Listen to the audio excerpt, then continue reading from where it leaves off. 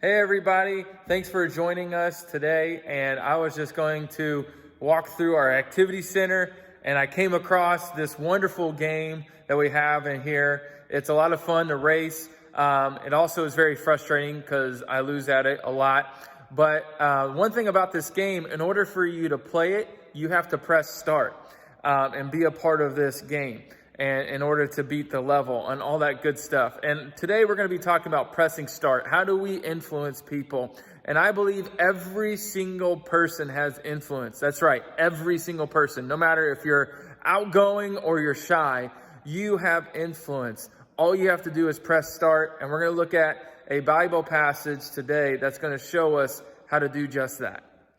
There is a lot of games and gaming systems out there, and I heard they're coming out with a PS5 now. Like, this is crazy how technology has progressed over the years. But there's also a lot of classic games. I'm always up for some Mario Kart. I'm always up for any kind of sporting game, Madden, basketball, baseball. Those are a lot of fun games.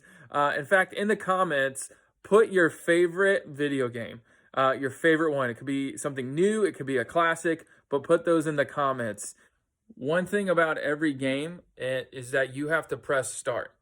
And when you press start, that allows you access into the level that you're trying to beat. And so as we talk about pressing start and influencing our world, I want to give you some thoughts, some quick thoughts about how you can do that. Because if you're a Christian, you are called to influence your world. I don't care if you're outgoing or you're not outgoing. If you're you like to talk and share your thoughts, or if you're one of those people who don't like to talk and you would rather just listen, you and I are all called to influence our world for Christ. In fact, there's a Bible passage in Acts chapter 8 that is so amazing that I just want to share with you. As we look at how do we do this, how do we press start? Well, first, you've got to enter their world. When it talks about this in Acts chapter 8, it talks about a man named Philip. This is a rather rough time, I guess you could say, for the Christian church, especially since they had a friend of theirs named Stephen who just got stoned to death in Jerusalem for preaching the gospel of Jesus Christ to people. Some people got mad, and so they stoned him to death. This caused some Christians to disperse and into other places. Philip went to Samaria, and Samaria, like we have shared last week, was a place that was an enemy to the Jewish people. And yet he goes there. He enters their world. And then he ends up going down a road, a desert road, as the Bible calls it in Acts chapter 8, and he finds an Ethiopian eunuch. And he begins to share the message of Christ with him, all because he entered their world. And I find it amazing that before it ever enters Rome, the gospel of Jesus Christ, Rome was the most powerful nation in the world at the time. It first started in Jerusalem, it goes to Samaria, then it goes to Africa before it ever gets to Rome. And I find that to be incredible, how God was looking out for people of all nations, not just the most powerful. And as we look at this, Philip enters the world of the Ethiopian eunuch. As he's riding in a chariot, Philip talks with him and begins to listen to what he has to say, which is such an important thing when it comes to pressing start. How do you want to start influencing people? Enter their world and listen. Enter their world and listen to what they are talking about, because then you're able to speak on the things that matter. So you enter their world, you listen to them, and then you speak on the things that they care about.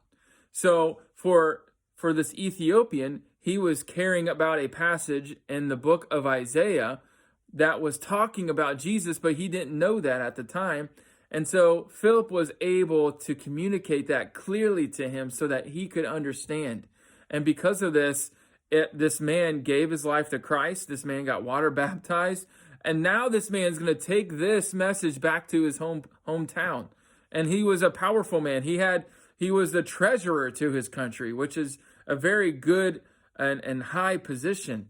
And so this is such an important thing for us to realize, that if we are called to influence people in our world, you've got to press start. You've got to start by entering people's lives, entering their world, and listen to them. Listen to the things that matter. So many people right now care about injustice. So many people right now care about people who are in poverty. So many people care about our economy, care about the things that are going on in our world. And I encourage you, enter those people's worlds, get into a conversation with them and listen to them.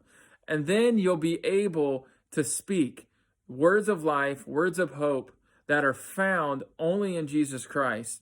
And you don't have to know everything. You just have to be there in their world and begin to express your faith to them. That if somebody is very passionate right now about the injustice that is going on in our world, begin to share with them how Jesus fought injustice, how he cared about those who were left behind, who had been mistreated.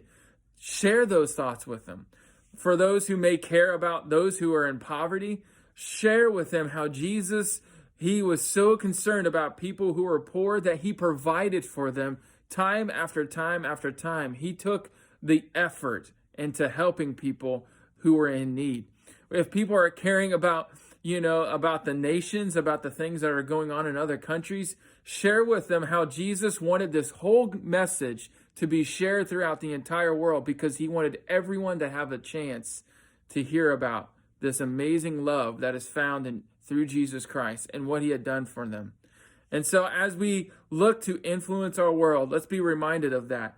We have to press start. We begin by entering people's world, by then listening to the things that they care about, and then we speak on those matters and watch how God will begin to influence their heart and their mind, and they will be more open to Jesus than ever before. I hope this is encouraging to you. I hope it challenges you in your faith. So let's start by influencing our world for Jesus Christ.